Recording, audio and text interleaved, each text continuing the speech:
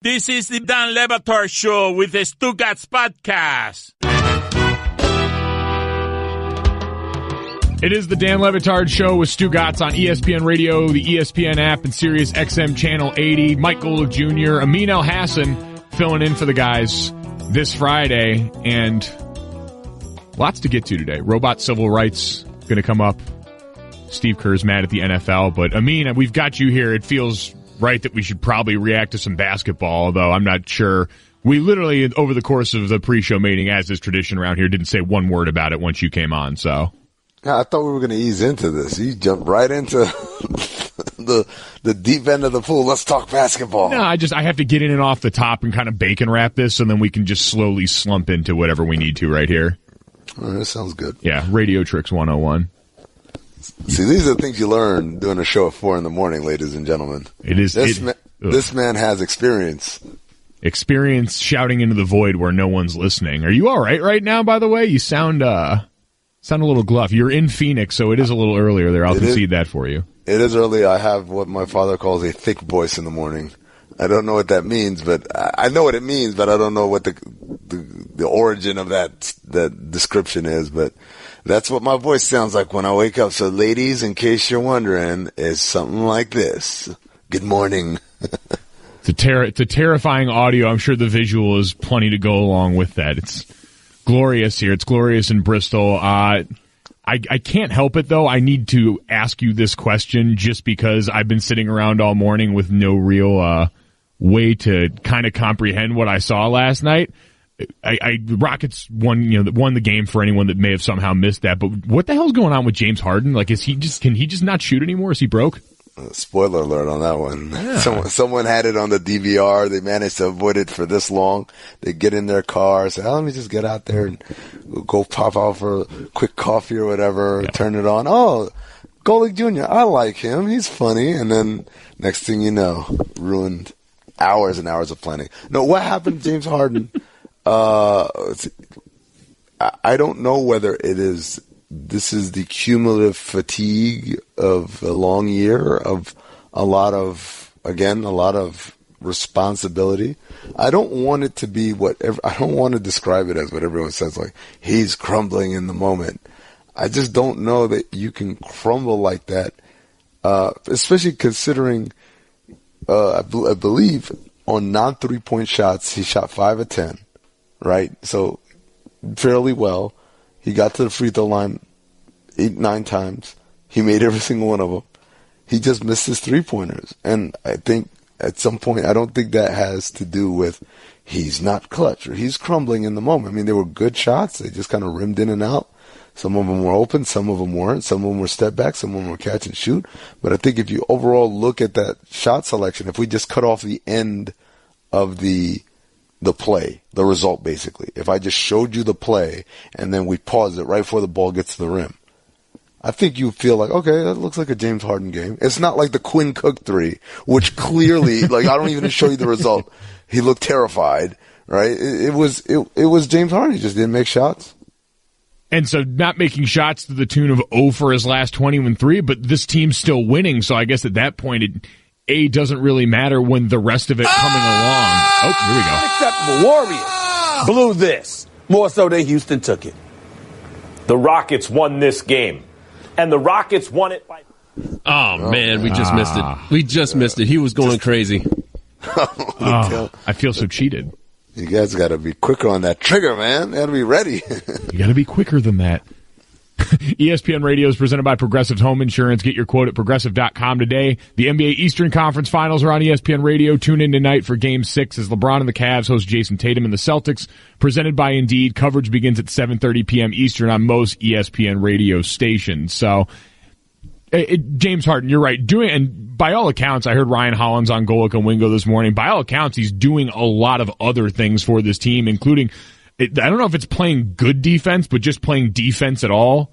Like, I know, Amin, you're always kind of the proponent of this when the conversation was around Steph Curry and him not necessarily being a dynamic defender and this idea that offense can kind of compensate for that if it's so otherworldly. So I guess just getting any sort of defensive effort out of James Harden is kind of a win at this point. Oh, yeah, but I don't see, I think that's kind of, look, he had a couple of bad games where it was clear he wasn't trying, but if you look at his season, he's been given defensive effort. He's been playing like that all year long.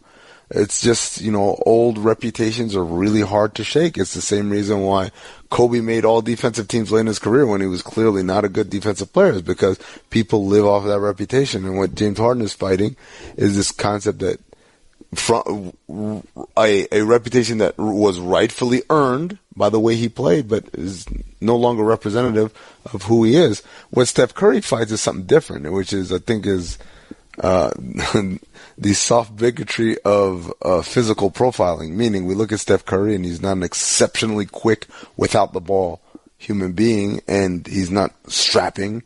And we say, oh, clearly he can't be a good defensive player. And at the same time, we look at Russell Westbrook, who's an Adonis, and we say, oh, clearly he's got to be a good defensive player. And really, it's mismatched. Curry's actually decent defensively, and Westbrook's a train wreck because it doesn't matter how you look. It's how well you operate within the schemes, and whether that's you, if you're guarding on ball, or if you're sending the ball handler in the right direction towards the help, and then if you're not on ball, are you in help all the time? Are you aware? I brought up that Quinn Cook three-pointer a second ago, and the irony is, if you watch Nick Wright from Fox posted the videos, watch what happens. Look at Steph Curry. Steph Curry comes around the three-point bend there, and James Harden is completely comatose, right? If Quinn Cook had just looked up, and he would have just seen Steph Curry right there throwing the ball, and then that would have been a dagger.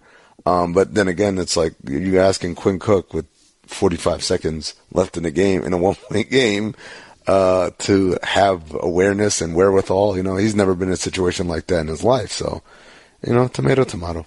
And it's kind of like what we ended up with in the last game in this series, where for all of the greatness of Klay Thompson in certain regards, when he's tossed the ball in the waning seconds of the game by KD, it's like, all right, what do you really expect in that moment to create amidst chaos over there for a guy that's, I don't know, it certainly can take guys off the dribble to some extent, but is much more of the catch and shoot guy. Yeah, exactly. I expect a timeout. That's what I expect. That's still, you know what, if they go on to lose this series, there are going to be two decisions, I think, that are going to haunt the Warriors, much like that Game 7 loss to Cleveland. What haunted them was the decision that in a world where your entire roster is a positive except for three players, Anderson Varejao, Harrison Barnes, and Festus Ezeli, Steve Kerr found a way to play all three of those guys in the fourth quarter of that game. I don't know why, but he did.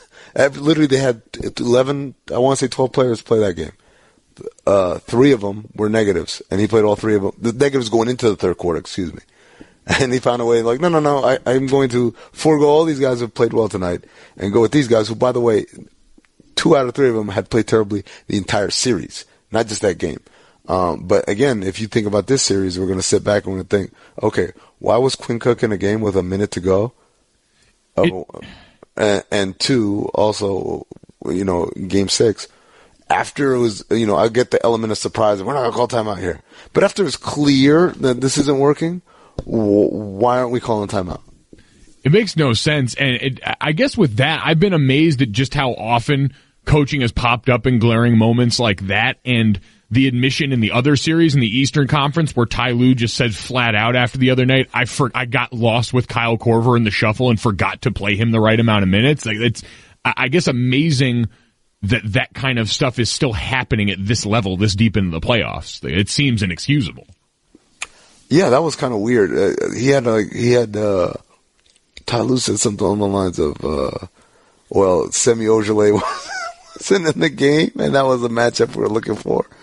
And then someone pointed out on Twitter, it's for those keeping track at home, I'm not going to play my third best player because their 8th best player hasn't gotten into the game. But you know what's funny, Gojo? Like, that's not a head coaching thing. That's an assistant coaching thing. That's when your assistants are got to get up and say, hey, we got to get Kyle back in the game. We like to think of head coaches as these masterminds who've got everything going on. he's, aware of the timeout situation, aware of the foul situation. But the reality is that's what those other 3 guys on the front bench at least are for. They're supposed to keep track of these things, of minutes and rotations and all that, and inform the head coach, hey, we should get so-and-so back in, or hey, he's got 4, or even sometimes, hey, I think we should run this. They're not there just to be kind of lackeys. They're active participants in the coaching of the game. This is a very heavy sports-centric first segment, by the way. I know it is. It's good, though, because coming up straight ahead, we're going to talk a lot about robot civil rights. There we go. Yes, but first. Back at it. Yeah. Hi, everyone. Stugotz here. Support for the Dan Le Batard Show podcast comes from our friends at Rocket Mortgage by Quicken Loans. Chances are you are confident when it comes to your work, your hobbies, and your life. Rocket Mortgage gives you the same level of confidence when it comes to buying a home or refinancing your existing home loan. Rocket Mortgage is simple, allowing you to fully understand all the details and be confident you are getting the right mortgage for you. To get started, go to rocketmortgage.com/Stugotz. That's rocketmortgage.com/Stugotz, STUGOTZ. Equal housing lender, licensed in all 50 states. NMLS consumeraccess.org number 3030. Dan Le Batard. Baby wipes, game changer. Stugotz. We all owe you a thank you on that. I know you do. I have thanked you several times. Yes, you do. Everyone, bow down, genuflect before me for changing your life. To change your life, this show will change your life. This is the Dan Le Batard Show on ESPN Radio. The Dan Le Batard Show with Stugotz here on ESPN Radio, the ESPN app, Sirius XM Channel 80. Mike Golic Jr. and Amin Elhassan in for the guys. Tune in tomorrow as Chris Bryant and the Cubs host the Giants, presented by Barbasol Razors. Coverage begins at 3:30 p.m. Eastern on ESPN Radio, ESPNRadio.com, and the ESPN app. You can join me and Stugotz and the rest of the Golic and Wingo crew at the first annual Golic and Wingo Leadership Retreat at Pinehurst Resort for a chance to play golf with 2 of your friends. All you have to do is follow the Le Batard Show on Twitter and tweet why you deserve to join, including the hashtag SteelbackStew contest. 1 entry per person. You can find the contest rules on our Twitter bio at ESPNRadio.com. SteelbackStew. All right, speaking of remixes, this is, as I was alerted to by Sarah yesterday when Sarah Spain was filling in on the show with us, the time where Dan usually reads to you guys, so I will read this. Creator of Lifelike Robots thinks humans will marry droids by 2045. A leading roboticist believes that humans are just a few decades away from marrying droids. David Hansen, who famously created the eerily lifelike Sophia robot, has revealed his vision for the future of androids in a new research paper. Humans are already making love to sex robots in 2018, but Hansen believes that humans will soon be able to marry their amorous androids too. According to the robotics expert, androids will get the same civil rights as humans by the year 2045. That includes, quote, the right to marry, own land, and vote in general elections. 30 years, huh? I tell you what, man.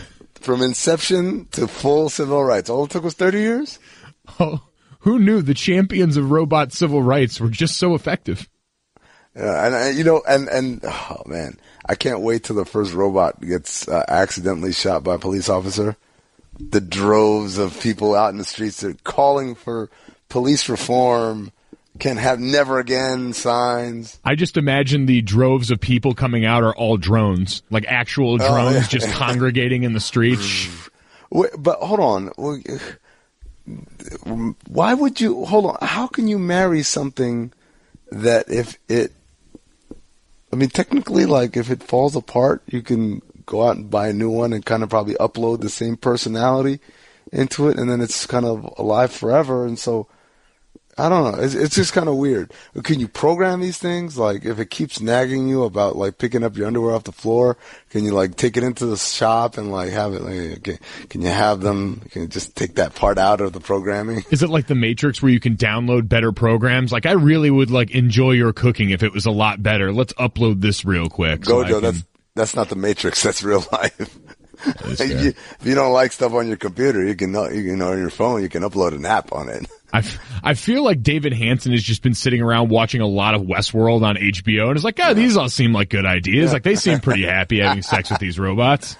Hey, Bill should have gotten on with Dolores, and if we had looked upon them as equals, then we wouldn't have all the problems we have today. Dolores would be happy in love. All these things could have been avoided. You put Dolores on a housing application now, and you'll be smooth sailing. But spoiler alerts, by the way, anyone who's watching Westworld and hasn't gone this far, it kind of goes south. The whole experiment. Yeah. Yeah, this should be foreshadowing for us and for guys like David Hansen to maybe pump the brakes on this, but apparently who knew that humans were already having sex with robots right now? He kind of made that statement very declaratively and definitively. Oh, people are already having sex with robots. Like, wait, they are? Where? With robots? Seriously, where? Yeah, there's a Futurama episode that was about that.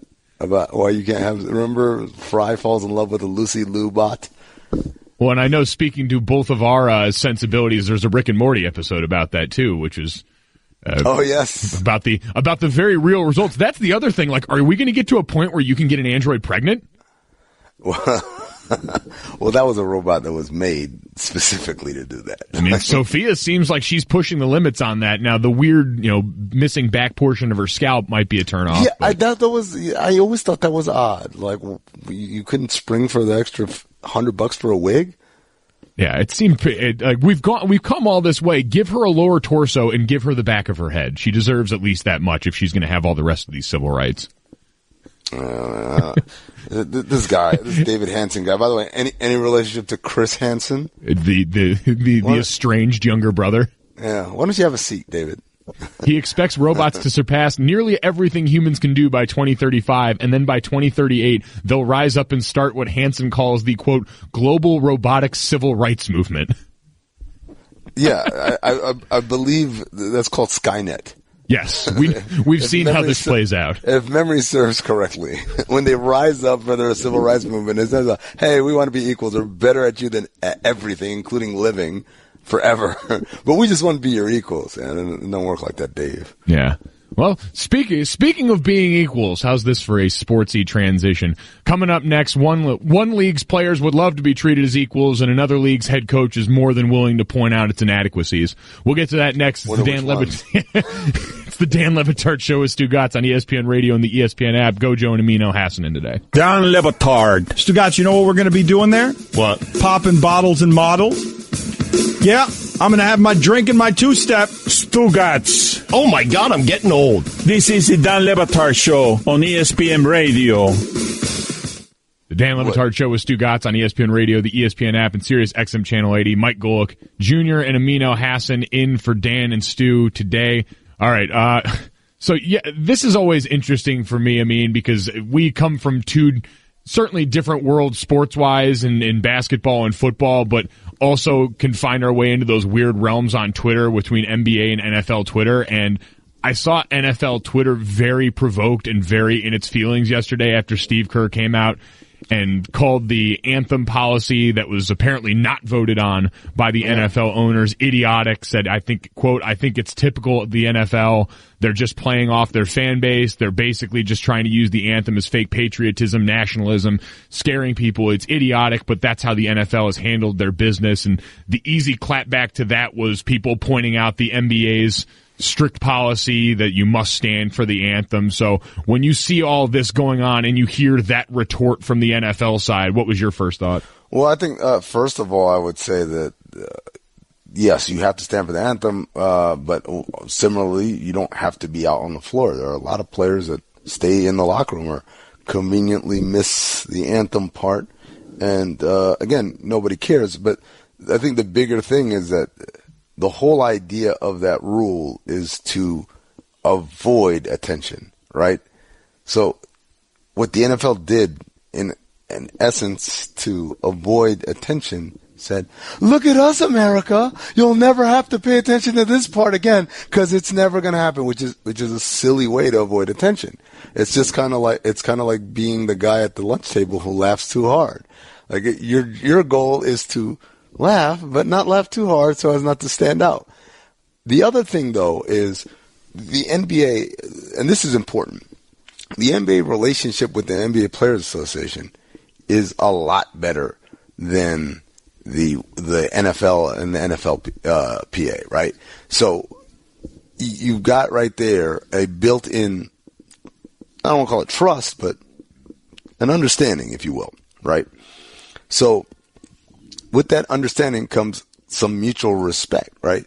And when these types of rulings are made or rules are put in place, they're done in conjunction with kind of talking to the Players Association, and a kind of understanding is arrived at, right? It's never a unilateral kind of thing. It's never kind of like, hey, what do you guys think about this? All right, cool. And then a couple months later, yeah, we came up with this rule. Bite me. Right? Yeah. You got to kind of be like, hey, this is what we're thinking about implementing. It can't go from the vague kind of exploratory phases to implementation without any other, communication in there.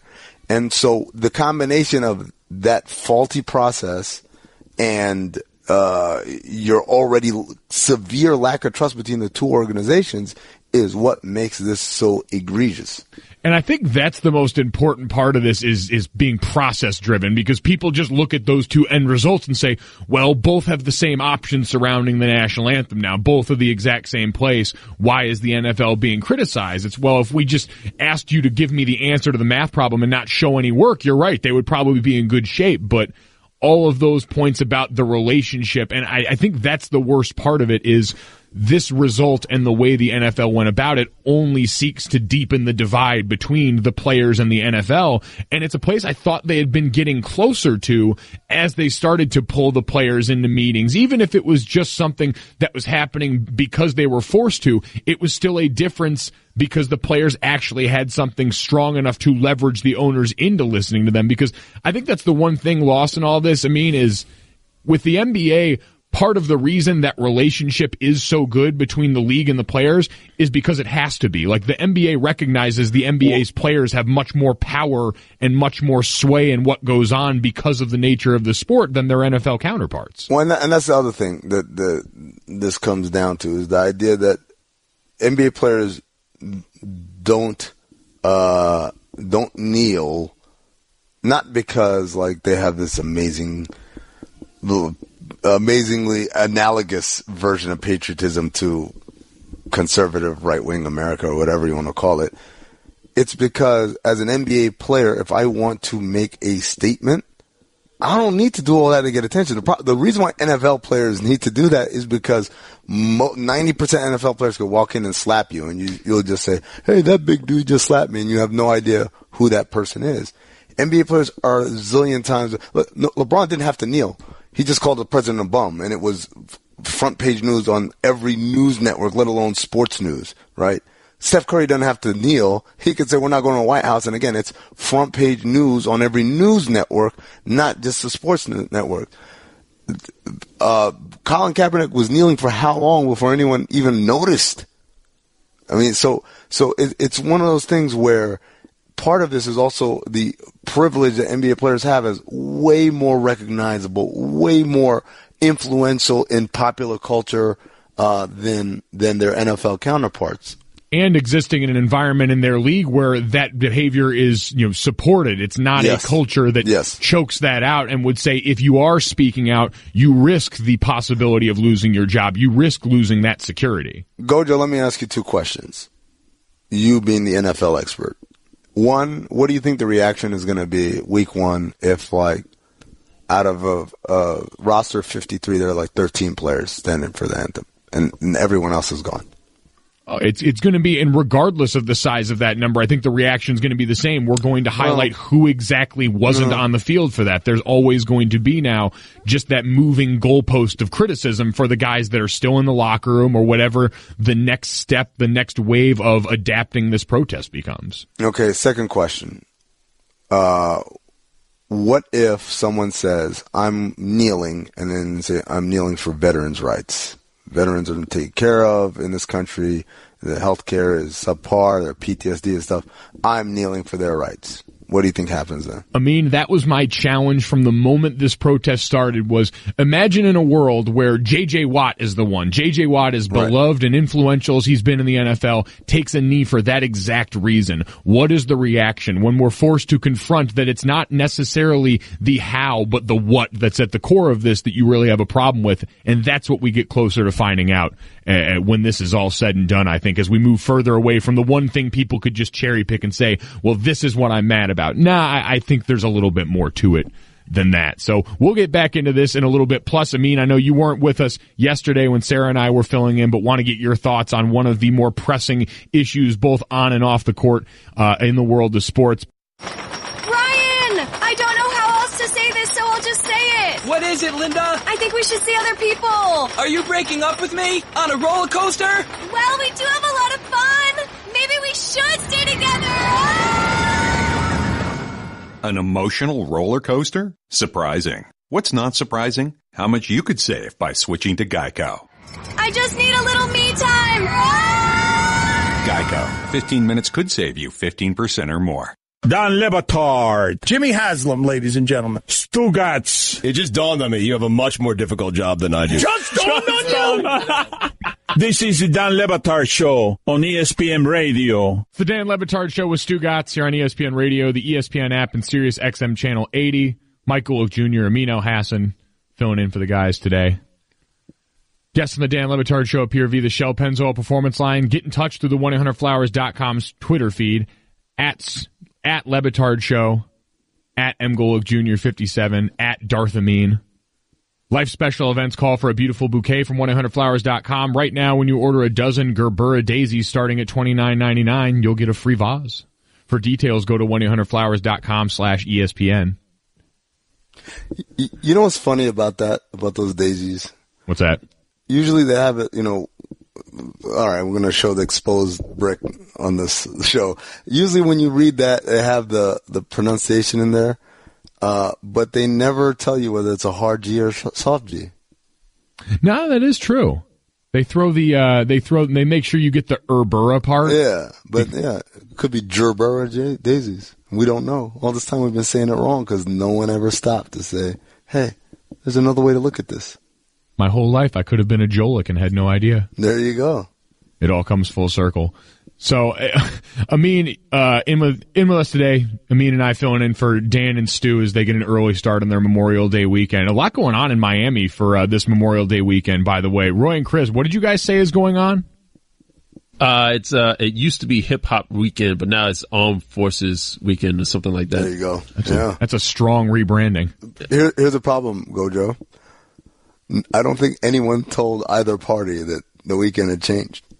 So I was there last year, and it is quite the sight to see like the Blue Angels, whoosh, and then Taz's Angels, whoosh, all at the same time. Yeah, you don't need spoken word on that one. You get to see the increased police presence around the neighborhood. Of course, to protect these wonderful veterans. Well, this makes for an uncomfortable transition because I really did want to ask you, Amin, about what went on I guess it's technically in the NBA, but involving Sterling Brown and everything that went on in Milwaukee. I know you weren't on with us yesterday when that news and the police video had just been released prior on Wednesday, but there's been a ton of reaction about it. Wanted to give you a chance to sound off just because not only are you a black man in America, but you worked in the NBA. You've been around guys that could have potentially found themselves in this position the way that Sterling Brown did, so wanted to give you the floor. And I found myself in that position multiple times, right?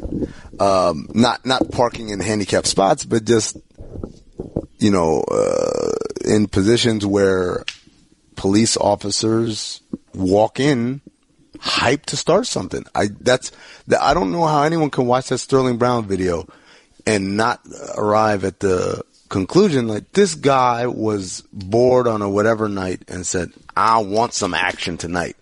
Because this should have been a ticket. Guy comes out and we know that nothing. We know we saw the start of the interaction. He's coming out of the Walgreens. We got him right there. Hey man, what are you doing? You can't park like this. Oh, I was in and out. Yeah, I'm sorry, man. I got to write you a ticket though. Go ahead and have a seat. Give me your license and registration. Bum, bum, bum, bum. Man, you can't do this, man. Here you go. $500, whatever. They usually post on the little placard. It says what the fine is. $450 fine, whatever it is.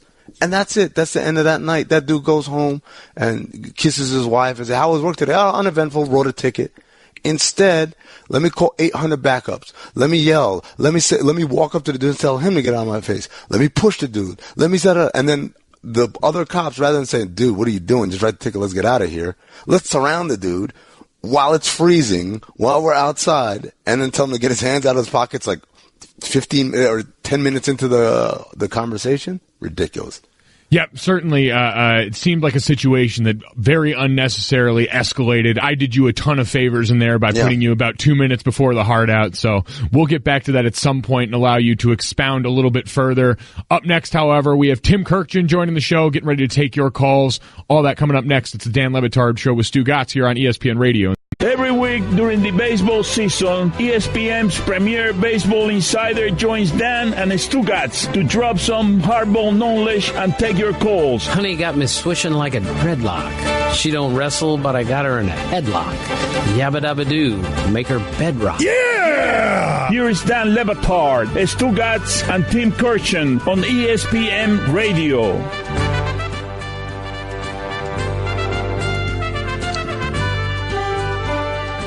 Dan Le Batard Show with Stugotz on ESPN Radio, the ESPN app, and SiriusXM Channel 80. Golic Jr. and myself, Amin Elhassan, hosting, stepping in for the guys. ESPN Radio is presented by Progressive Insurance. Commercial insurance through Progressive protects your business and your dream. Choose from over 30 coverages at ProgressiveCommercial.com. Guests on the Dan Le Batard Show appear via the Shell Pennzoil Performance Line. And now, your SportsCenter update. The Tampa Bay Rays will start their relievers throughout their series versus the Orioles this weekend. University of Missouri AD Jim Sturk and South Carolina women's basketball coach Dawn Staley have settled their defamation lawsuit. Sturk blamed Staley for promoting a hostile and racist atmosphere during a game in January. Staley was awarded $50,000 and an apology. And finally, a new study has found that talking or texting on a cell phone while you work out affects your balance and lowers the intensity of the exercise. Goja, is that what happened to you when you fell off the treadmill? Must have been it. I'm glad I finally got to the source of this now, and it's not my own just rampantly subpar athleticism. Wedding season is upon us, and the easiest way to look fresh for your big day is with thebblacktux.com. The Black Tux has awesome suits and tuxedos that you rent online. To get $20 off your purchase, visit thebblacktux.com/Dan. For all the latest headlines and information, tune in to SportsCenter on ESPN Radio all throughout the day. 888-729-3776. You can get in touch with us on the Shell Pennzoil Performance Line as ESPN's Tim Kurkjian joins us on that performance line, taking your calls, baseball and life advice with our good friend Tim Kurkjian. Tim, appreciate you joining us, as always. Thanks, fellas. Nice talking to you.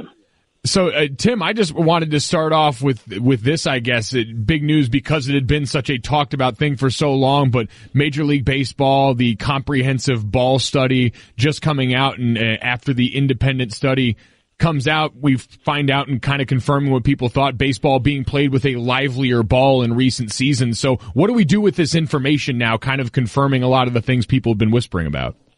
Well, it certainly confirms what a lot of pitchers have been telling me for years, and I'm not sure what we're supposed to do with all this, but I do know this. These pitchers, like Jim Palmer used to tell me all the time, that some baseballs feel like grapefruit and others feel like golf balls. That's how different a feel a baseball can have in the hand of a pitcher who's had a ball in his hand since he was literally 5 years old. And that's why pitchers are so sensitive to the seams are raised or they're lowered or the ball's harder or it's softer or whatever. And I'm not sure what this means. I'm not sure where all of this is going, but it's something that we're going to keep talking about because pitchers and hitters have been talking about this for years and years and years. Tim, I just read in the SportsCenter update that the Rays are going to start nothing but relievers for this series. How rare is that? Well, this is essentially unprecedented. This is a Rays team here that doesn't have enough starting pitching, and they can't, because of their lack of resources, go out and just buy whoever they want, like some other teams can. And they're trying to keep their good starting pitchers healthy and not overwork them. So their thinking is we have to be creative. So let's start a reliever in a game today and then tomorrow and the next day. And this is, to some people, the wave of the future, that more and more teams will start doing this. The Rays are just doing it out of essentially desperation, that they don't have the ammunition that other teams do, so they have to get ultra creative, and that's what this is. 888-729-3776, 888-SAY-ESPN if you want to get in touch with Tim Kurkjian and ask him your questions. I know we heard off of that news from Zach Cozart saying this is bad for baseball. Where are you at on this as it becomes potentially more of a trend, Tim? I'm not for it. I am an old guy, and I'm a traditionalist, and I still think there's an awful lot of greatness from starting pitching and a lot of value from starting pitching. Just look at the Astros, what they're doing with that rotation. It is historically good so far. So I'm a big believer that some pitchers should be counted on to go 7, 8, or 9 innings every fifth day. I don't think that's asking too much. And I think when we get away from that and we start to say, well, all pitchers are the same, let's just use 6 every single game, an inning each, 2 innings here, whatever, I'm not in favor of that. I'm not objecting to what the Rays are doing because, again, they're in trouble. They have to try something else. But for the whole game to go this way, I don't think it will, and I'm certainly not in favor of that with where we are now. 888-729-3776. Brian in Kansas, you're on the Dan Le Batard Show with Stugotz. Go ahead and ask Tim your question. Yeah, Tim, I was kind of wondering when you expect the Royals to start their fire sale. Well, they already kind of had one, but a lot of guys returned, and you're right, they're not going to the playoffs. That's obvious. I'm just not sure how much significant value some of their guys have at this point. Now, Mike Moustakas, who they brought back for 1 year, could really help somebody, and I wouldn't be surprised if he's moved as they move along, but they're going to wait, like all teams wait, until the right deal comes along to improve them long term, and a lot of teams have shown in the past we're going to wait till July 31st, the final day, before we make a move. 888-729-3776. Let's go to Daryl in Idaho. Daryl, you're on the Dan Le Batard Show with Stugotz. Good morning. How are you this morning? Good. What's your question? Come on, man. Get to the question. Come on. Enough of the pleasantries. Okay. With the advent, if relievers are to start more in the future, could that possibly result in lower scores across the board and maybe even more shutouts? Well, we've had a ton of shutouts. In fact, we're on a record pace for 1-0 shutouts. So it depends how you look at it. Again, there's a faction of people out there who think a team is more effective using, not tired arms, healthy arms for an entire game. And if it's a reliever going an inning or two as hard as he can, as opposed to a starting pitcher going 6 and tiring, let's say, maybe there is something to it. I don't think that formula is going to lead to fewer runs, fewer shutouts. It's just a case of we're always trying to find a better way to do things. I'm just not sure at this point that it's better to go with full relievers. 888-729-3776. Let's go to Tyler in Philly. Oh, so never mind, we're not going to Tyler in Philly. We're going to Rick in Florida. Rick, what's your question for Tim Kurkjian?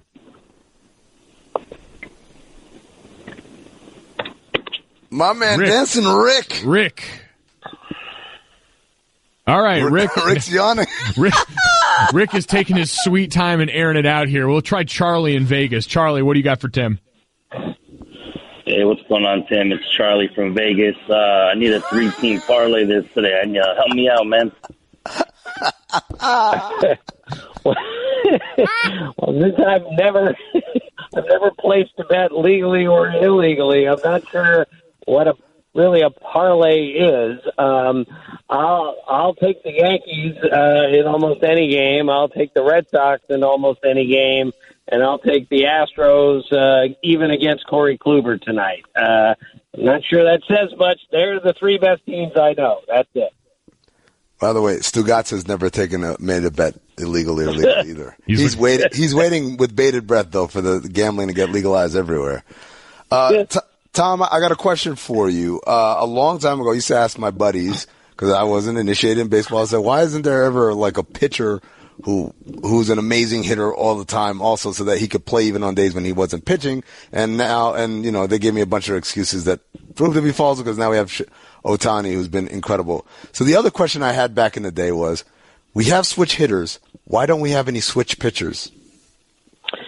Well, we do have one, Pat Venditti. He's still in the big leagues, and he throws left-handed and right-handed. He's bounced around to several different major league teams, and I love his story and what he can do. But being ambidextrous is pretty hard to do. It's a pretty rare group of people to begin with, and then the thought that you're going to throw with either arm and get out big league hitters is awfully difficult. Being a switch hitter is not very easy either. I would think being a switch pitcher is much, much harder.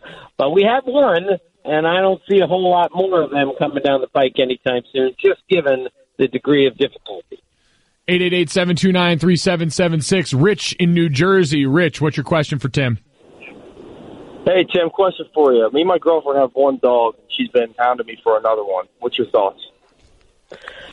Well, we have two dogs. I'm a big believer in, as long as it's the right match of dogs, dogs need dog friends, and it will make your life a little more difficult and a little bit more expensive in feeding them and caring for them, but that's okay. They're dogs, and you love them. But I think a dog needs a dog to play with. In fact, with our dog, completely attached to my wife, we got another dog worrying, oh my gosh, the jealousy will be terrible, and it hasn't worked out that way. Now we have two great dogs. 888-729-3776. Go to Thomas in Vermont. Thomas, what's your question for Tim? Hey, Tom, I got a 6 p.m. tea time tonight with the missus. I got to bring a 6-pack of beer with me, preferably a light beer. What do you prefer or recommend? I would drink a Bud Light followed by a Miller Lite, but you are asking the absolute wrong person. I am the single weakest male drinker ever. I am the biggest lightweight of all time. I only drink light beer because I can't handle much more than that. That's how bad I am. So you should direct all beer questions to somebody who's way better at it than me. Go, Joe. Tim, have you ever done the light beer challenge and tried to see if you can differentiate taste between Bud Light, Miller Lite, and Coors Light? No, I've never attempted that. I don't think I would be I know I would be terrible at it because I'm terrible at a lot of things. But when it comes to drinking alcohol, since I don't do it much, I really stink at it. So no, I wouldn't even try that. I was gonna say if he's as much of a lightweight as he says, by the third beer, it's he's done for the. He can't even tell his name after that one. The taste buds would already be thrown. I only bring this up to highlight my own trash palate because I went 3 for 3 on that taste test yesterday. Oh, you can. Yes, no, I differentiated all 3 correctly yesterday in a group of my peers, and it was one of the proudest and simultaneously one of the most sad moments of my entire life. Tim, we appreciate you joining us as always. Thank you for all of the help and insight. Okay, guys. See you. Hi, everyone. Stugotz here. Support for the Dan Le Batard Show podcast comes from our friends at Rocket Mortgage by Quicken Loans. Chances are you're confident when it comes to your work, your hobbies, and your life. Rocket Mortgage gives you that same level of confidence when it comes to buying a home or refinancing your existing home loan. With Rocket Mortgage, you can apply simply and understand fully so you can mortgage confidently. To get started, go to rocketmortgage.com/Stugotz, STUGOTZ, equal housing lender, licensed in all 50 states, NMLSconsumeraccess.org number 3030. Dan Le Batard. I'm hemorrhaging cash and chicken. Oh! Stugotz. Have you ever tried mushrooms? This is the Dan Le Batard Show on ESPN Radio. Get in touch with us through the 1-800-Flowers.com Twitter feed, at Le Batard Show, at Darth Amin, at M. Golic Jr. 57. It is the Dan Le Batard Show with Stugotz here on ESPN Radio, the ESPN app, and Sirius XM Channel 80. Mike Golic Jr., Amin Elhassan in for the guys today, and it's time for Straight Talk, brought to you by Straight Talk Wireless, best phones, best networks, no contracts. I just had someone tweet this at me, considering mentioning that, Amin, and I'm amazed at the way that organizations, the NFL most recently in the news because of their botching of this whole anthem protest process, And, of course, its counterpart, the NCAA, quick to step in and say, hold my beer. Listen to this headline. Walk-on ineligible because of use of cannabis oil to fight seizures. A player battling epilepsy will not be able to play as a walk-on safety at Auburn because he uses a prescription for cannabis oil to combat his illness. C.J. Harris was diagnosed with epilepsy as a sophomore in high school and had his 14th seizure as he was prescribed cannabis oil by his doctor, which has allowed him to live a seizure-free life since January 20th, 2017. The safety was offered a preferred walk-on spot at Auburn, according to WXGA-TV, but the NCAA will not allow him to play at school because of his prescription for cannabis oil. How do these organizations look at something like this, not understand the surrounding circumstances, and say, no, we're going to apply our same rigid set of rules to this as to make everyone realize that we are still the worst people on earth? You know, it's funny. It made me think of an experience I had last week. I was with Clinton Yates, friend of the program, and we went to a sporting event in the locale that we were. I'm not going to put this place on blast, but we were trying to get to the team shop because he likes to buy stuff like from wherever he's at. And the team shop is, for some reason, located outside of the venue of the stadium or arena or whatever you want to call it. And so we were like, well, how do you get in? And the people at the gate were like, oh, just go right up there. Just leave. You can leave right there. Are you leaving? We just want to stop off and buy stuff before we leave. Yeah, sure. Just walk out this gate right here, and the front door's there. Walk to the front door, and the doors are locked, and a lady from inside says, sorry, you can't enter through here. You have to enter from through inside the stadium. And we're like, oh, well, we just left the stadium. We are our ticket stubs. They actually told us to come in through this door. And she's like, oh, okay. All right, hold on. Now, let me ask my manager. I'm like, fine, you're just doing your job, whatever. Manager comes up and say, we were wanting to come inside. We asked the people at the gate. They told us to leave the stadium and come in through this door. And she said, well, we can't let anyone in through here. Yeah, but we came from inside the game. Here are our ticket stubs. Yeah, sorry. It's our policy. Like, lady, we're trying to spend money here for you. Whatever the policy is, it's in there in place to stop a certain type of person. Clearly, we are not that certain type of person, or maybe we are looking at how we look. But this is the same thing, right? It's the same kind of thread, albeit on a much more serious level. The kid has seizures, man. Do you really think he's out there like he's smoke a lot from Half Baked? Is that what you're afraid of, NCAA? But it's that constant, the thread that binds both of those stories, Gojo, is the idea that people act like these rules came from God, and I'm not putting my soul on the line for your devilry, right? Instead of just being like, yeah, okay, clearly these rules were not meant to address these types of situations. It's just amazing, though, that because you're absolutely right. It comes from all of those old places of stigmatizing one certain area of the world that's slowly starting to have that lifted off it. But you've seen it trickle down to all of these smaller rules that go unchanged and unchecked. And when it comes to a situation like this, it just seems like this has to be a clerical error that you can't miss anymore. Like we're seeing reactions change to things all across the board. I thought it was interesting with what the news that came out with Sterling Brown yesterday. The police department immediately coming out and saying, how badly they feel about this, that officers are going to be held accountable when they make mistakes. The Milwaukee Bucks issuing a statement. Like, we're seeing organizations start to change the way they respond to a lot of these instances that have popped up over and over again, like they're learning. And yet in this one instance, like many others with the NCAA, it seems like they're immune to that sort of learning process. I'm going to argue that it's not that organizations are changing. I think most common sense people use common sense. They realize when you have the power to make an exception, you make the exception and keep it moving. And what we see are the people who are too dumb, and what's happening now is all these people who didn't have this common sense, now their idiocy is being put on blast. It's on the Summer Jam screen. We can all see how dumb you are. Again, the Sterling Brown situation, and with a lot of these situations, by the way, with police officer misconduct, the thing that always staggers me and it always makes me feel so naive is the idea that 10 police officers could be there And not one of them ever stopped to say, guys, what are we doing? What are we doing here? And I don't, you know what? Maybe I'm being ignorant of maybe like police officers are taught no matter what, like, oh, we'll show a unified front or whatever. I don't know. I know that when I'm at work and we're doing something dumb, I stand up and say, what are we doing? What are we doing here? And I'm not here to like save anybody's feelings that I work with, because if we're doing something the wrong way, it needs to be addressed rather than going further down this path. So this idea that, again, whether it's, hey, there's 10 of us here, why didn't we just tell Bill over here to write the ticket so we can go home and nobody gets hurt tonight?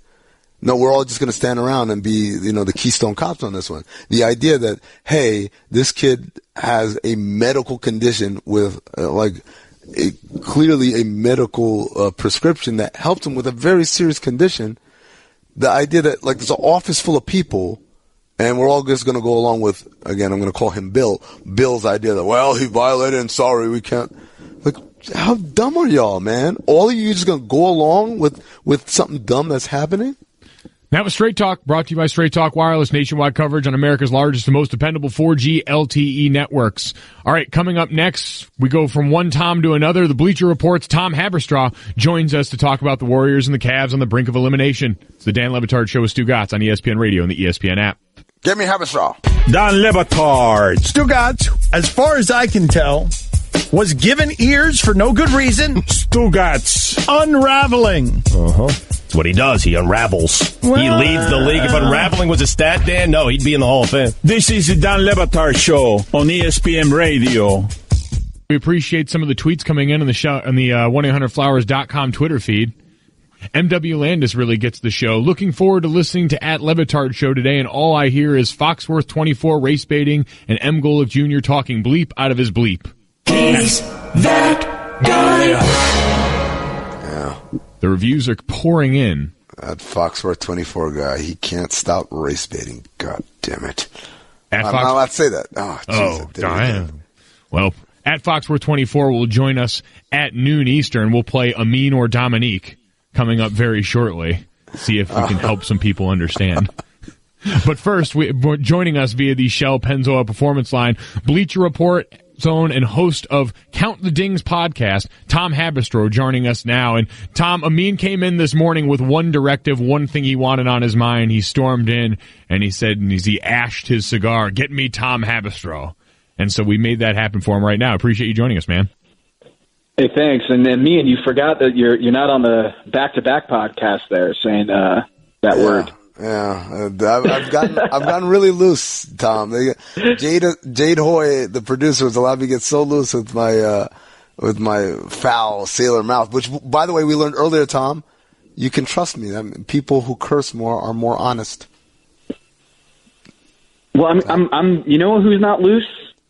Who's that? That Warriors offense. Oh, Segu. Radio transition and save. So yeah, let's get into it. What exactly has been going on with this otherworldly efficient regular season Golden State offense that has now run into the buzzsaw that is Houston's defense? Yeah, well, this Golden State Warriors team was the most efficient shooting team in NBA history. Their effective field goal percentage, meaning when you account for the three-pointer and how efficient it is, no team has been as efficient scoring, shooting as this Warriors team. And the reason why they do it is because they move the ball. They led the league in assists, and they've done it for 4 straight seasons. That's Steve Kerr's brand of basketball. He wants this Warriors team to trust each other, to move the ball. And in many ways, that was exactly the brand of basketball that Kevin Durant wanted to play with. Because in OKC, it was often Russell Westbrook and him isoing the teams to death, and it was not good basketball. And what you're seeing now in this series is OKC Warriors. That's what's happening, is they are not trusting each other. And you had that moment, and we talked about it last night, where Steve Kerr put his arm around KD and relayed this story about Michael Jordan and trusting John Paxson. He was scoring a lot, but the team wasn't really in rhythm.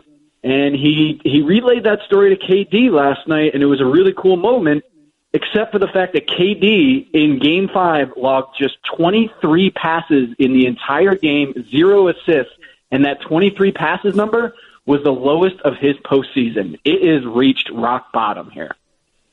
Yeah, Tom, you had a big number talking about the amount of isolations the Warriors have been running in this series as compared to what they ran during the regular season and what they ran in the postseason last year, for a matter of kind of comparison and contrast.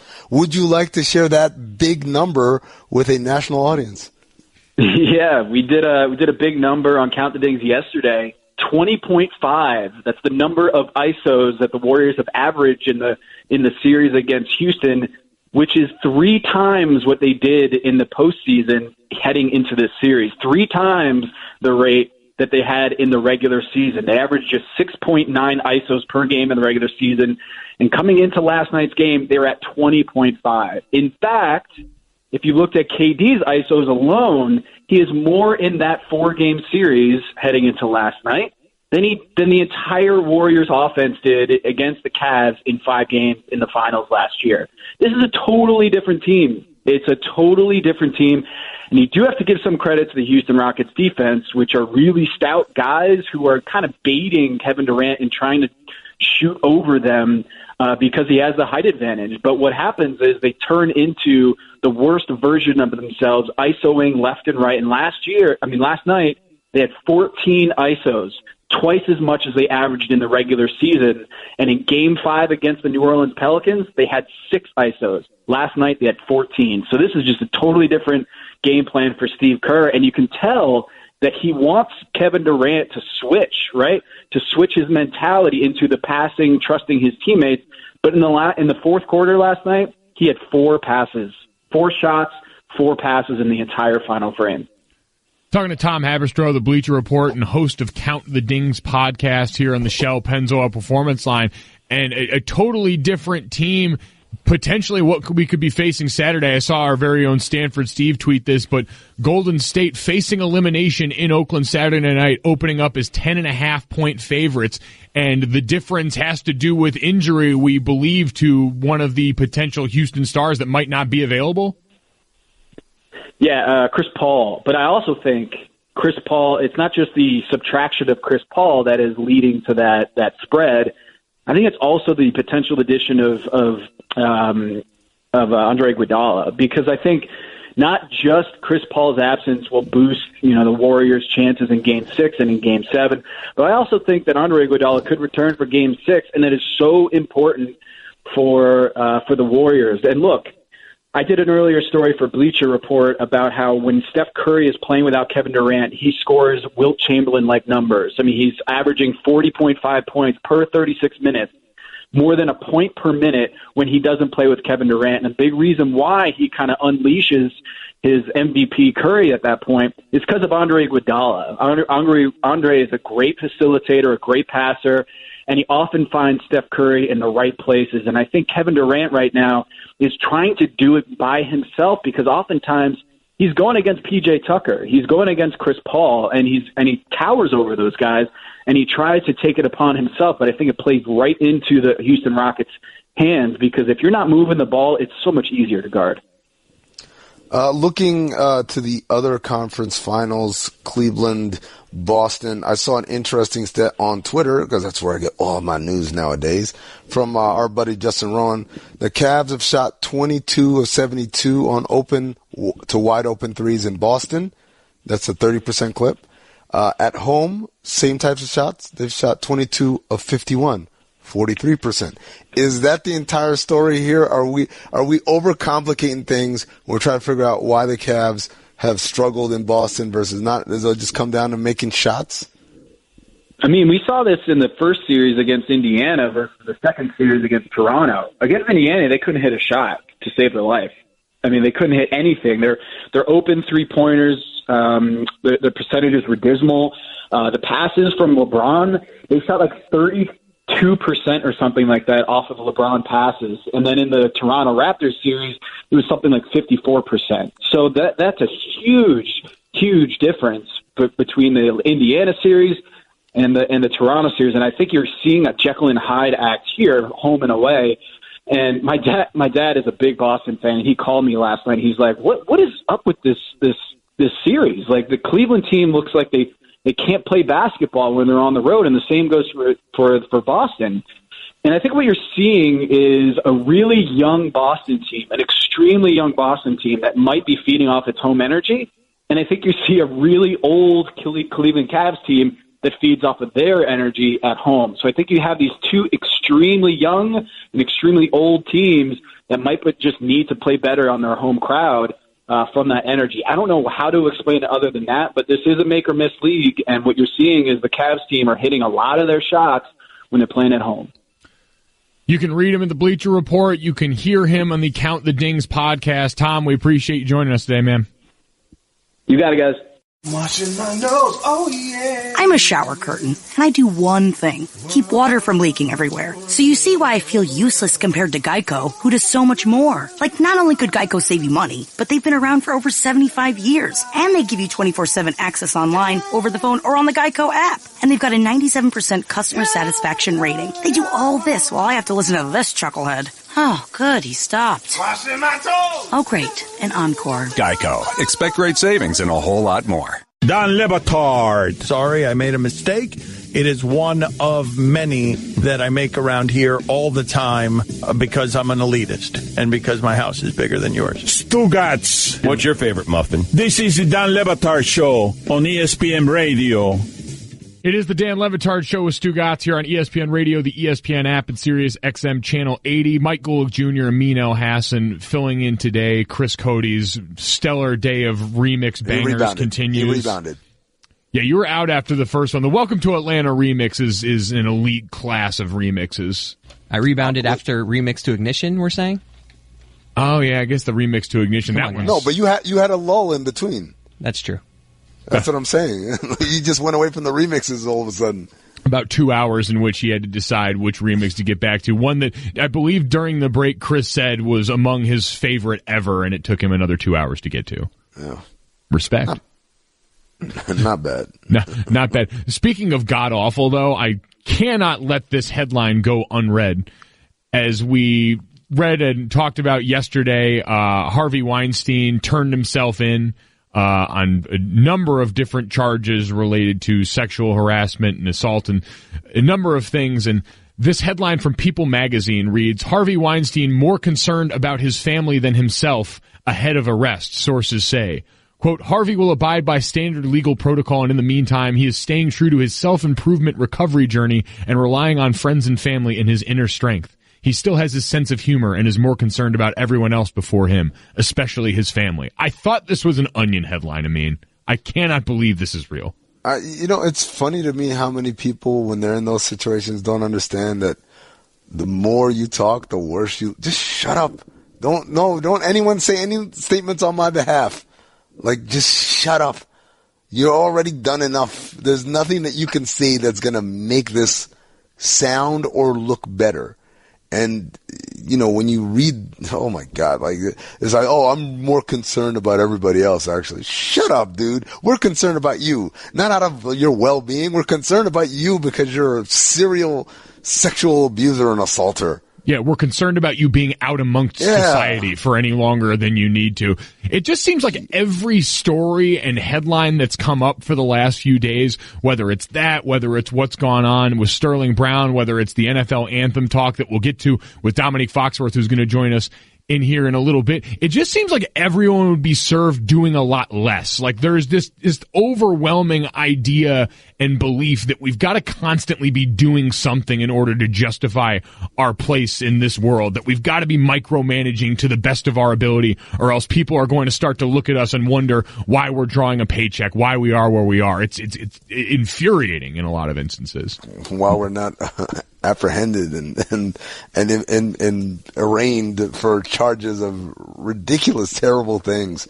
Oh my God. Yeah, it is really mind-blowing. So coming up next, we'll get some answers from Domonique Foxworth, former head of the NFLPA, as we get DeMaurice Smith's comments on the anthem protest. Dan Le Batard. Man, you have no journalistic responsibility. Stugotz. Yep, and I love it. This is the Dan Le Batard Show with the Stugotz on ESPN Radio.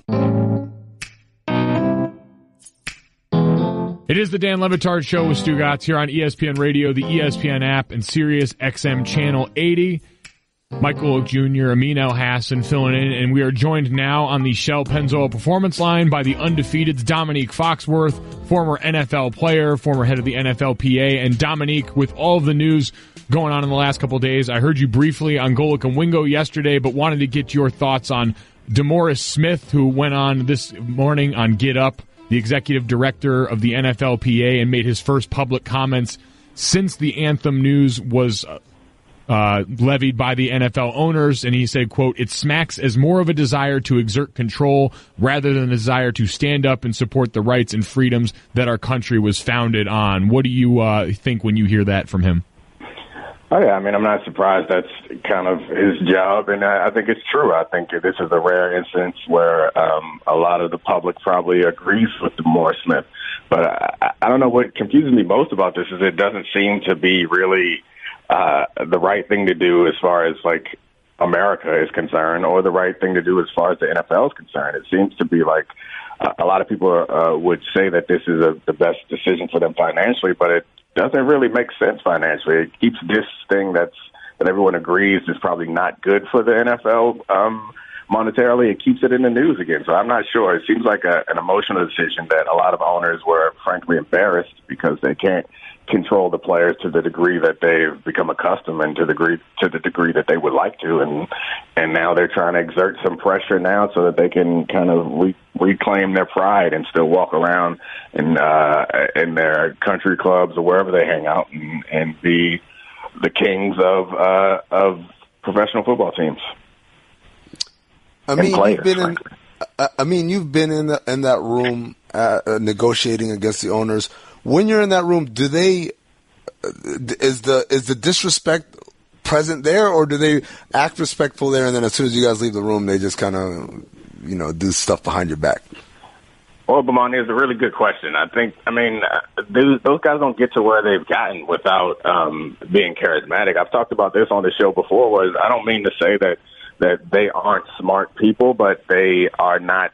I think often we think of people like that who've made a lot of money as geniuses, and they aren't that. They're successful because of, frankly, they probably worked hard, they had some luck, and they're intelligent and they're charismatic. Like, I think that's something that goes underappreciated. So when you're in the room with those guys, for the most part, now I could tell you some other stories off the air, Marcellus, if you want to talk about that, but for the most part, most of the guys know how to treat you, particularly the most popular ones. They know how to treat people and make them feel like they're the most important people in the room. So I think they know better than to do that, which makes some of the stories really shocking about people saying things like inmates run the asylum and that sort of stuff. Like, that just seems to be reckless, and that is indicative of what they came to. Because to take 2 years, frankly, or a year and a half to come to this decision, and if you read through it, it sounds like they're trying to appease everybody, which we all know ends with no one actually being satisfied.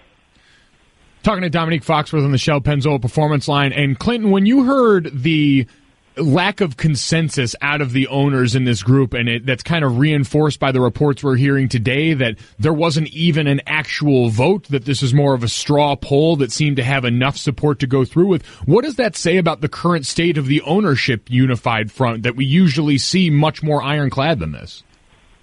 Yeah, Dan, I think we all think about this as like the NFL as a monolith. Like, we think of the NFL, this big shield, and they all think the same, they all walk the same, but that's not true at all. We saw that by, again, the way the decision was kind of cobbled together, and you see guys coming out afterwards like Chris Johnson with the Jets and Jed York with the 49ers, and kind of having dissenting public opinions. And you hear about some of the reporting from Seth Wickersham and people like that who get in the room and get to hear secondhand what's actually said, and you can tell that there has been contention from a lot of owners, from Bob Kraft to Mark Davis. So those guys are not all the same. While we all may think of them as one person or the league as one thing, they aren't all the same. The thing that's most interesting to me is how this benefits Roger, because I think I talked about this a bit on Golic and Wingo yesterday, is we all kind of like to paint Roger as this big bumbling buffoon who makes all these bad decisions, which I'm not really. I don't think that's the case. He seems to be a pretty savvy operator as far as getting support for the things that he wants to push through, and even a lot of the bad decisions, the things that we point to as bad decisions in the past, I think they were compromises for him to galvanize support from owners to get things done that he wanted to get done. But that's what's weird about this case is I can't really figure out who he's trying to appease. It doesn't really make sense. Bomani, I'm going to ask you the same question I asked Gojo earlier. What are we going to do when you have the anthem as a 53-man roster and only about 20 guys are out there in the field and the rest are in the locker room? What's the reaction there? Well, it's the same as it was last year. I don't think it'll change. I think people will still be just as upset. I imagine the guys who are bothered by kneeling or fist up will also be bothered by someone choosing not to come out. If you have an opportunity to come and, as they would say it, honor the flag, and you don't do it, they feel like you're being disrespectful. And it's really frustrating that we've all kind of, I don't know that we've let it happen, but it seems that their message has been co-opted and it's no longer about criminal justice reform or rights for black men. It's more about disrespecting the flag, which they've all said clearly that's not what they mean. I think that point is one of the, oddly enough, it's what bothers me the most is that they just have this entitlement to be able to tell you what your message means. Like I right now, I'm normally eating lunch, but instead I called into your show. So I think you guys are disrespecting my lunch by having me call in. Like it just doesn't make sense to be able to take someone's message and shape it and say that you know what it means, despite the fact that everyone's saying that it means something different. We got Stephen A. Smith joining us in the Shell Pennzoil Performance Line right now. You can hear him in the morning roast Sundays, 9 a.m. to noon Eastern, alongside Pablo Torre and Booger McFarland. And I want to ask you this now, because you were a former player, Domonique, that you said the message has been co-opted, things have been changed so much. If you were a player right now coming into this year, having all of this as the backdrop, how are you, if this was a message that mattered to you, looking to take this back? How are you looking to now spin this to a place where they can no longer hurt it now that the rules have been changed?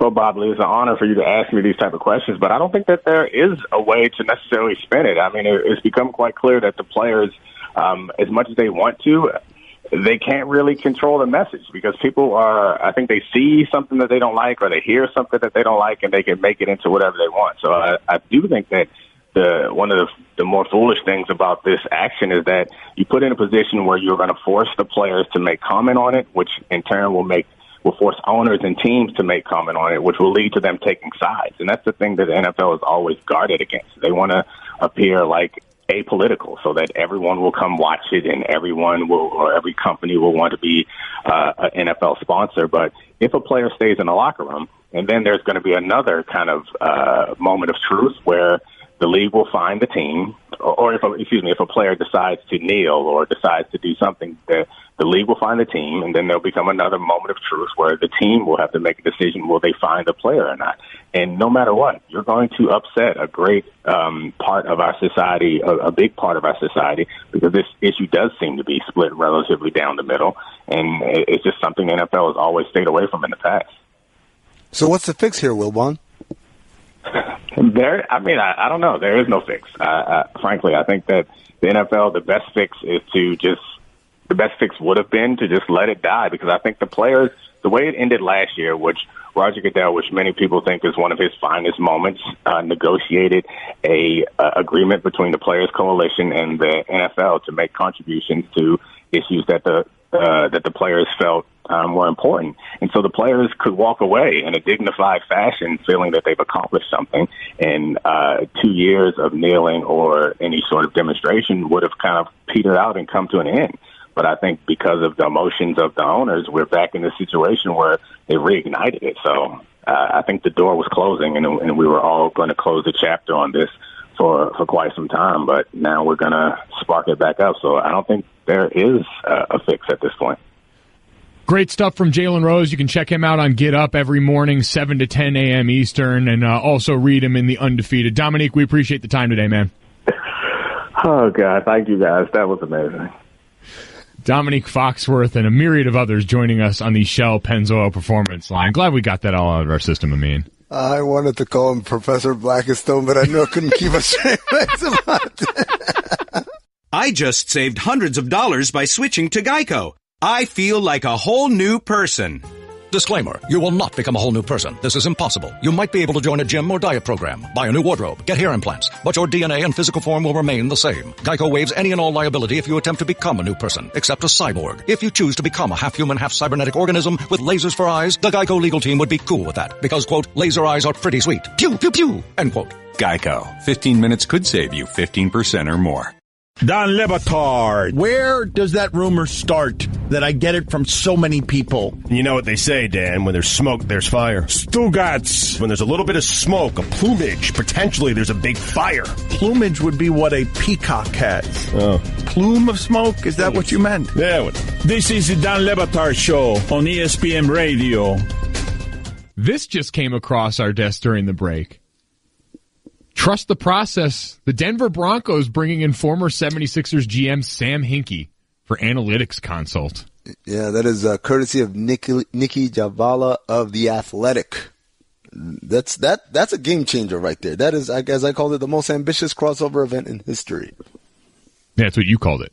Definitely. Yeah, that's what I called it. That is what you called it. It is interesting, though, because we've seen this kind of hybrid crossover, and what a time to be in analytics, by the way. Well, I mean, I think of, I immediately thought of Paul DePodesta going from Major League Baseball to the Cleveland Browns, and that sort of crossover event there. So it's not the first time we've seen it. By the way, a reminder that working in analytics is a fine way to make sure that your career is transferable across a number of mediums, but I don't believe so. Really? You don't think so?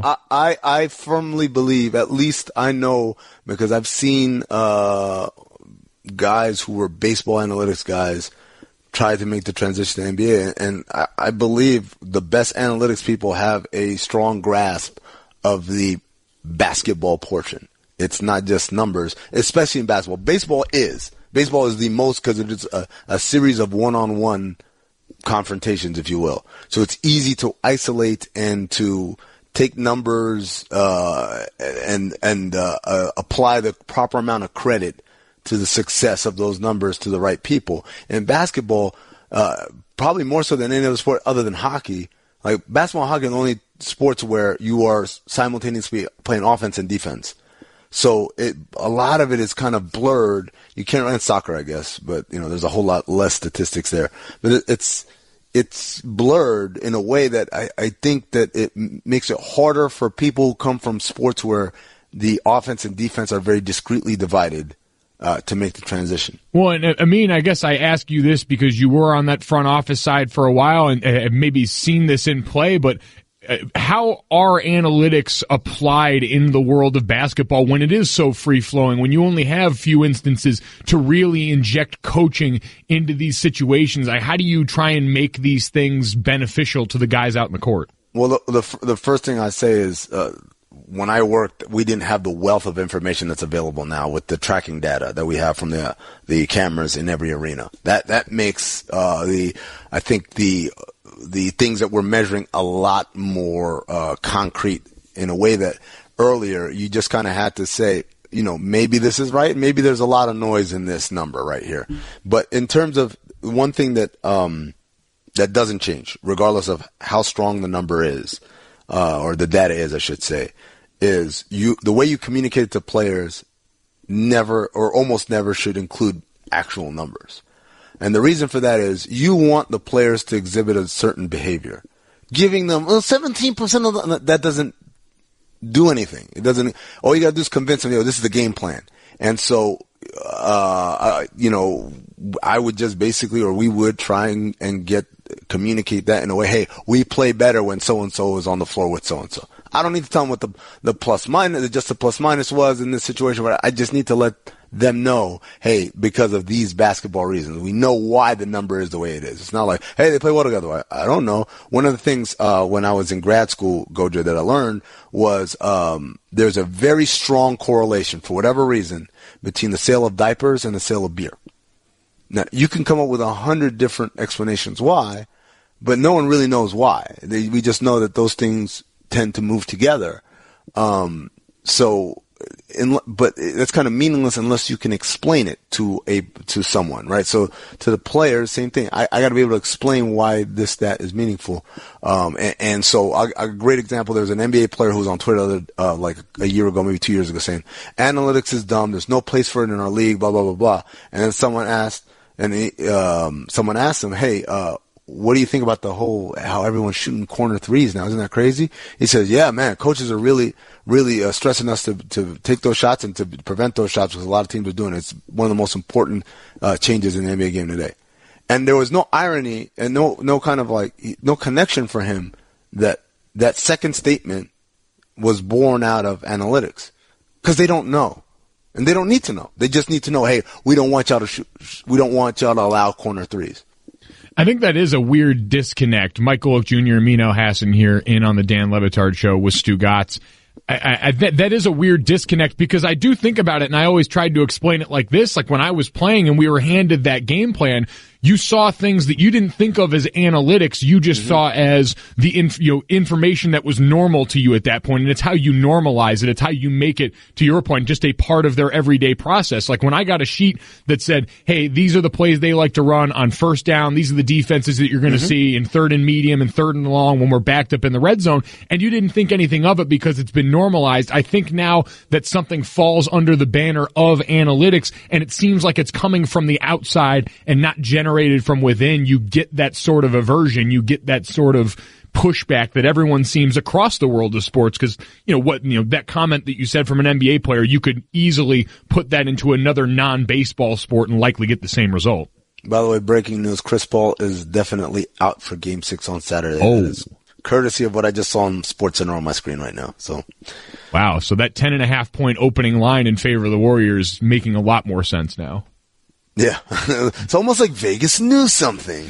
Amazing. So you couple that with Andre Iguodala coming back from Golden State, and I guess looking at what we know now with that series, just quickly here, I know we've got the Cavs and the Celtics Game 6 tonight first, but I understand Houston has looked really strong in the last few games, but with the way the injury tides are turning and how much health plays such an importance, I want to get your opinion on next what we can expect from that series and the Eastern Conference Finals. It's the Dan Le Batard Show with Stugotz here, Mike Golic Jr. and Amin Elhassan on ESPN Radio and the ESPN app. Dan Le Batard. What did you just proclaim yourself? The king of retweets. Stugotz. What a pathetic kingdom. It's a pathetic life that I have. This is the Dan Le Batard Show on ESPN Radio. It's the Dan Le Batard Show with Stugotz on ESPN Radio, the ESPN app, and Sirius XM Channel 80. Mike Golic Jr. and Amin Elhassan filling in for the guys this Friday. And we did have that breaking news come down. Chris Paul officially ruled out for Game 6. Here was Mike D'Antoni, the Rockets head coach, on the win last night, already addressing that possibility. If he's there, great. Good for him. If he isn't, we have enough guys, and it's time for somebody else to step up. We got plenty of guys over there that will have some fresh legs, that's for sure. So we'll be all right. That's the sound of the day, brought to you by Dollar Shave Club. Upgrade the shaving with a fresh blade whenever you want for a fraction of the price. Join dollarshaveclub.com today. So, as usual, Mike D'Antoni meandering through this with the usual looseness and swagger that we're normally accustomed to seeing. But, this is a pretty crushing blow, not just for Game 6 coming up, but potentially for how the rest of the series plays out. Especially last night, you think about it, he was far and away the best player for the Houston Rockets other than Eric Gordon, or the best starter, I should say. And you think about really carried them in the second half, a lot of those crazy shots that he made. And also the spirited leadership at a time where James Harden not only wasn't playing well, wasn't shooting well from the field, but also seemed kind of out of it. It's tough. It's tough to lose your emotional leader and pretty much one of your two Hall of Fame level ISO guys, and to say that, we got plenty of guys. No, you don't have plenty of Chris Pauls, though. And as you've been pointing out, Gojo, it's not just that subtraction that the Rockets are going to have to deal with, but also the possible addition of Andre Iguodala returning to the lineup. This is just devastating, too, I think, from a league standpoint, because so much of the fatigue that had been built up, at least as we look at headlines that surround the league and the reaction from people watching, the fatigue around Golden State and their continued dominance of the league, you finally had someone breaking that down. And now if they end up winning this series, where a lot of people will look at as maybe a technicality, if you've got a hobbled or absent Chris Paul, you feel, I don't want to say cheated, but that's almost the notion that comes to mind. Yeah, I mean, again, it's not, obviously it's not apples to apples, but if Andre Iguodala plays game 4 or game 5, game 5, did they lose that game? So it's one of those things. Did he miss game 4 as well, didn't he? Yes, he missed both of those. So that's 2 games that they were missing a key component, and 2 games that they lost, So we could easily have sat here and said, okay, if Andre Iguodala was healthy, the series would be over right now. But that's why they played a game, and that's the irony of the whole all hope is lost thing. All hope is never lost, because you never know when the basketball gods will strike to even the scales. Yeah, sometimes it'll help you come back from a 3-1 lead when all of a sudden you have a suspended Draymond Green that shifts the balance of an entire series. And an Andrew Bogut out for the rest of the series, and a Andre Iguodala strain back, and all of those things had to conspire for Cleveland to have the opportunity to win that title. But the takeaway isn't all those things that happened. The takeaway is Cleveland was ready. They were there. They had a team that was good enough to take advantage. And so you've got to strike when the iron is hot. And the Rockets were striking, and unfortunately the iron got a little too hot for Chris Paul's hamstring. Yeah, preparation meeting opportunity in a big, big way. Oh, it's such a football term. Yeah, right, I got you. Mike Golic Jr., Amin Elhassan, filling in on the Dan Le Batard Show with Stugotz here on ESPN Radio and the ESPN app. So we do have the Eastern Conference Series coming up tonight, though, and LeBron James looking gassed in a way that we really almost never seen him, especially lately. Going back home tonight, is there any doubt that he gets the boost he needs? This feels like we could have just skipped the last 2 games and gone right to a Game 7 where we just told both of these teams, hey, this is the one that counts for real. The winner gets to move on. Yeah, the stat I said earlier, Cavs 3-point shooting on open to wide open threes, 30% in Boston, 43% in Cleveland. Same number of makes despite playing 3 games in Boston and only 2 in Cleveland. It's 22 makes in home and on the road. I guess the formula stands that they're going to come back and win Game 6, and Game 7 is going to be for all the marbles. But Gojo, this is the thing I'm really eager to see. At what point does the pressure of the situation weigh a little too hard on a very young team that's never been in this situation before? I know Al Horford has.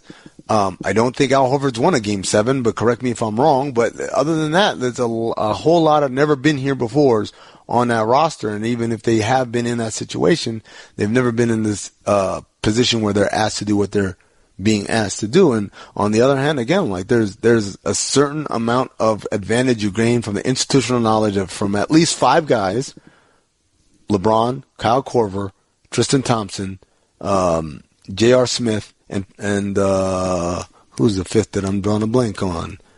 Whoever it is. Game 7. Kevin Love? Kevin Love. There you go. I'm sorry. Game 7. Not only have they been there before on the road, they did it against the greatest team of all time, 73-win Golden State Warriors. So you look across there, you can't be intimidated by Terry Rozier. I mean, there's just an element there that you have that knowledge that, you're trying to do this. We've done it before, and we know what it takes, and you're trying to find that formula. I'm not saying that Boston can't win a Game 7. I'm just saying that that's an advantage that swings decidedly in Cleveland's favor. It is amazing for Boston, too, as we look at this. In every other series, if one of these teams were to lose, if it was Golden State, Houston, whoever ends up coming out on top of that series, if Cleveland and LeBron James lose, we have people that will hold accountable for that. We have athletes who the headline will not only be the team that won, but the guys on the other team that lost who will say didn't do enough or didn't step up. I don't know if Boston really has that. Jason Tatum maybe has separated himself from the pack somewhat from these young players, but not to an extent where there's anyone that we would say it's a net negative for them on the other side, that they fell short in some aspect. Dan Le Batard. What do I do with this fire in my pants? Stugotz. Survive in advance. This is the Dan Le Batard Show on ESPN Radio. It's the Dan Le Batard Show with Stugotz on ESPN Radio, the ESPN app, and Sirius XM Channel 80. Mike Golic Jr., Amin Elhassan filling in for the guys who got an early start on the weekend. And amidst all of the talk about more reaction to NFL anthem protest rulings by the owners that may or may not have actually resulted from any sort of real vote, the news that Chris Paul is going to be out for Game 6 as the Rockets now have a chance to close out the Golden State Warriors in the Western Conference Finals, and LeBron and his suspect hairline try and battle back in the Eastern Conference Series tonight. All I hear from during the break from Amin Elhassan is blue eyes. Does Chewy really have blue eyes? What the hell is going on over there, Amin? Right, so I'm watching the E60 little piece about the guy who plays Chewbacca in the new Star Wars movie Solo, and the casting call, I get to the part of the piece where they say there's a casting call for a 7-footer with blue eyes, and they want an audition tape of him playing as a caveman getting shot by an arrow in the leg. And I haven't finished the piece yet because I'm watching it during the breaks, but Star Wars is known to do that. When they have you when they do casting calls, the movie that they have you read for is never actually Star Wars. It's something else. It's just a dummy smokescreen because they try to keep everything very secret. But clearly they're casting for Chewbacca, but the casting call asks for a 7-footer with blue eyes. So I'm just like, I never noticed the color of Chewbacca's eyes, to be honest with you. Also, how many 7-footers with blue eyes exist in the world at any given time? Like, I always hear that stat about there's some staggering percentage of the 7-footers that are walking the earth that are all somehow NBA players. How many can actually meet that criteria? Let's see. There was Travis, what's his name? Played for the Knicks and the Celtics like 15 years ago or so. There are guys out there, it just seems to be very kind of, Yeah, it just seems like a very you're already by having, and I was shocked. I always thought Chewbacca was camera tricks. I remember I heard the conversation on this show, the Dan Le Batard show, when the guys were in about explaining Chewbacca to someone who has no idea who Chewbacca is, but also this idea that it was Kendrick Perkins. Kendrick Perkins, who inexplicably watched Chewbacca sit on the sideline of one of their games with no idea who it was. But also, was that Chewbacca 7 foot tall sitting in the stadium? Do we know that? Yeah, those ones they're pretty tall. I don't know if he was, but he's usually pretty tall. But the other thing I was also thinking was can't we just give him some blue eye contacts and call it a day? Do we really need to search for the 7-footer with blue eyes, or can we just find the 7-footer part, which you really can't fake so much as you can fake the blue eye part?